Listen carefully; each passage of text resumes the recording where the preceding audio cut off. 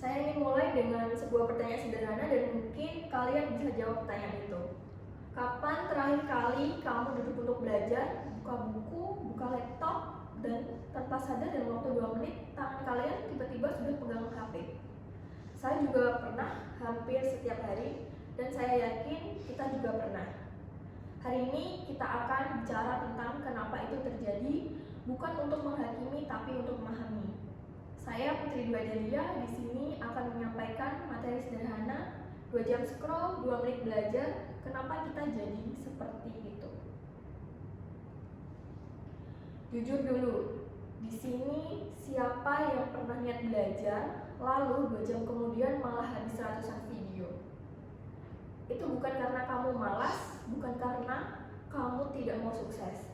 Ada yang lebih besar sedang terjadi di otak kita, dan hari ini kita akan membongkar bersama apa itu. Dunia kita sudah berubah. Di sini ada 3 angka. 150 kali merupakan rata-rata buka HP dalam sehari, yaitu adalah sehari, bukan 1 minggu. Kemudian 47 detik, berdasarkan penelitian di tahun 2024, merupakan rentang fokus rata-rata manusia dari satu hal ke hal lain. Dan sedangkan 95 menit adalah waktu harian yang dihabiskan oleh seseorang untuk bermain di TikTok, hanya TikTok saja. Kemudian rata-rata membaca untuk kesenangan, untuk misal seperti buku, artikel, itu hanyalah kurang dari 6 menit per hari. 6 menit versus 95 menit. Itu bukanlah masalah generasi yang bodoh atau tidak peduli. Ini adalah data, dan data ini menunjukkan bahwa sesuatu sedang terjadi, sesuatu yang jauh lebih sistematis dari sekedar kemalasan individu, yaitu dopamin.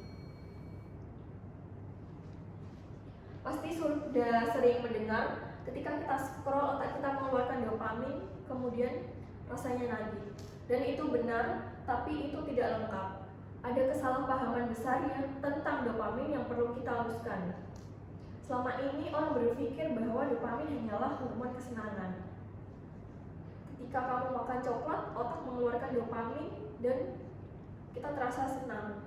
Ternyata tidak sederhana itu. Dopamin bukanlah soal kesenangan yang kita rasakan.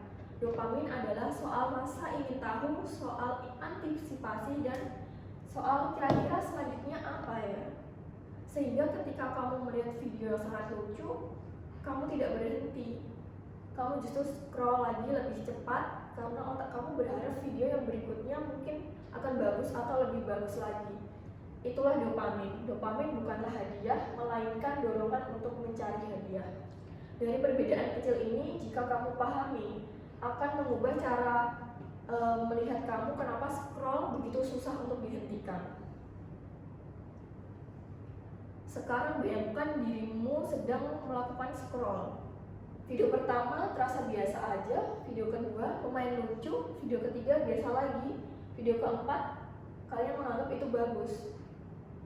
Dan setelah video itu bagus, kamu scroll lebih cepat lagi karena otak kamu bilang mungkin videonya yang selanjutnya lebih bagus lagi.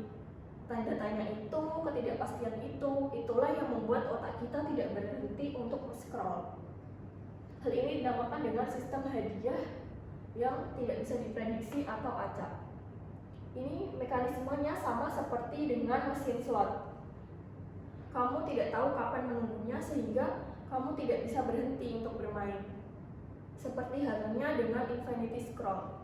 Setiap gesekan jari ke atas adalah cara bermain, dan sesekali hadiah dari scroll itu muncul, dan hal itu cukup untuk membuat kalian terus melakukan scroll. Sekarang kita bandingkan antara scroll dengan belajar. Scroll itu kegiatan yang instan, hadiahnya tiap 3 detik. Tidak butuh usaha, tidak ada komitmen, tidak ada resiko. Kita tinggal menonton konten-konten dan langsung mengonsumsinya.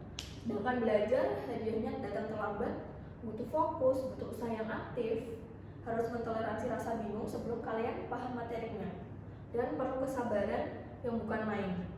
Dari kacamata otak kita yang terlalu terbiasa dengan hal yang instan, mungkin belajar akan memerlukan effort yang tinggi karena tanpa kepastian.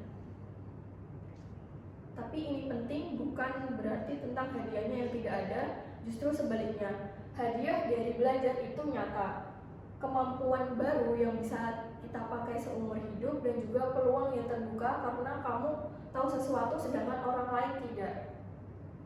Bedanya hanya satu, hadiah tidak datang sekarang, tapi hadiahnya datang nanti. Dan otak kita sayangnya tidak terlalu pintar dalam menghargai hal yang datangnya nanti. Sekarang kita berbicara tentang brain rot. Siapa yang pernah mendengar kata brain rot? Seperti misalnya skibidi, ris, sigma, nongkap, atau giat. Artinya kalian sudah merasakan apa itu brain rot, yaitu konten-konten absurd yang tidak memiliki makna yang penting. Tapi di balik fenomena dari brain rot tersebut ada sesuatu yang lebih serius yang perlu kita perhatikan. Bayangkan ini, setiap hari kalian makan makanan manis, dessert manis, semuanya manis. Lama-kelamaan buah biasa akan terasa hambar. Hal yang sama terjadi di otak kita. Scroll seperti layaknya gula, cepat, manis, instan, dan selalu mau lagi. Dengan belajar itu seperti buah, pelan, sehat, dan bermakna. Tapi setelah terlalu banyak gula, buah akan terasa hambar. Bukan karena kamu bodoh, bukan karena kamu malas, tapi karena standar stimulasi pada otak kamu sudah bergeser dan belajar belum bergerak kemana-mana. Dan pada akhirnya ini bisa dibalik karena otak itu bersifat adaptif. Apa yang bisa bisa bergeser ke satu arah bisa dilatih kembali ke arah yang baik. Belajar itu seperti masuk ke ruangan gelap. Di awal kamu tidak bisa melihat apa-apa, tidak nyaman, dan naluri pertama adalah mencari jalan keluar yang terang. Tapi jika kamu bertahan, diam, dan membiarkan matamu menyesuaikan, pelan-pelan kamu dapat melihat bentuknya seperti apa. Masalahnya, kebanyakan dari kita itu berhenti di fase gelap, bukan karena tidak mampu, tapi karena tidak sabar. Karena kita terbiasa dengan sesuatu yang langsung terang. Hal inilah yang serba instan membuat otak kita menjadi terhambat dan susah untuk belajar. Oke, selanjutnya setelah kita mengetahui apa sih masalahnya yang menjadi masalah, lalu apa yang bisa dilakukan dari masalah tersebut? Tentunya bukan membuang HP yang menjadi solusi, tapi ada 3 solusi konkret yang bisa dilakukan yang tidak membutuhkan kamu jadi orang berbeda, tapi yang realistis dan bisa dimulai dari hari ini. Yang pertama yaitu dengan the 5-minute rule. Masalah terbesar dalam belajar adalah bukan saat prosesnya, tapi ketika memulai. Jadi mungkin bisa tipu otak kamu sendiri, bilang ke otak, aku tidak akan belajar kok, aku cuma membuka buku, membaca selama 5 menit. Habis itu boleh buka HP. 5 menit itu kecil, otak kamu tidak akan protes, dan setelah 5 menit itu biasanya hambatan sudah hilang. Kamu sudah masuk ke dalam ritme dan berhenti justru terasa lebih susah dari melanjutkan.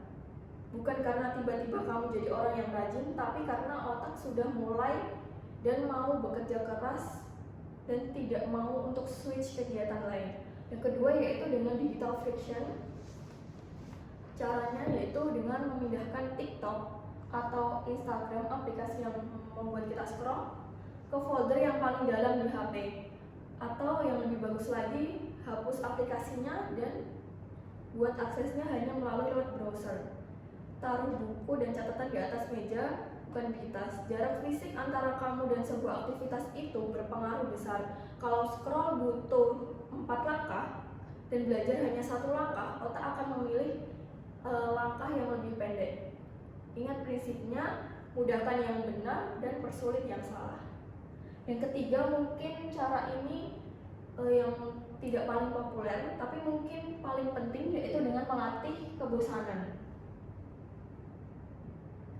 Jadi dalam 1 hari coba kalian mencoba 1 kali, pilih 1 aktivitas yang kamu lakukan tanpa HP. Misalnya jalan kaki, pergi keluar, duduk di teras 10 menit saja tanpa earphone dan tanpa HP. Mungkin awalnya tidak nyaman, itu justru tandanya kamu sedang melatih kembali otot-otot yang sudah lama tidak terpakai. Saya di sini tidak mau kalian pulang dari sini dengan perasaan bersalah, karena itu bukan tujuan utamanya. Jadi izinkan saya memberikan satu hal saja, satu hal konkret yang bisa kamu coba malam ini, yaitu dengan memilih salah satu topik yang ingin kamu pelajari yang mungkin sudah lama kamu simpan, kemudian baca, tonton, atau dengarkan hanya 15 menit saja, tetapi taruh HP di sisi lain ruangan atau yang berjauhan dengan diri kita. Dan kemudian perhatikan apa yang kamu rasakan setelah itu. Bukan euforia, bukan rasa senang yang meledak, tapi ada sesuatu yang lebih dalam, lebih terang. Kepuasan yang berbeda kualitasnya dibandingkan ketika kita scroll. Dan semakin sering kamu merasakannya, semakin mudah untuk kembali. Sekarang kamu tahu jawabannya, bukan karena kamu malas atau lemah, bukan karena kontennya lebih menarik, tapi karena itu membandingkan usaha dengan sesuatu yang dibuat tanpa usaha. Dan sesuatu yang tanpa usaha jarang membawa kita kemana-mana. Sebelum saya tutup, saya ingin mengucapkan satu hal. Otak kamu tidak rusak, perhatianmu tidak hilang, kemampuanmu untuk belajar tidak pernah berhenti. Perhatianmu hanya sedang dipinjam oleh sesuatu yang dirancang sangat cerdas untuk meminjamnya, tanpa izin dan setiap saat. Dan kapanpun kamu mau, kamu bisa ambil kembali. Satu pilihan, satu momen, dan setiap hari. Terima kasih.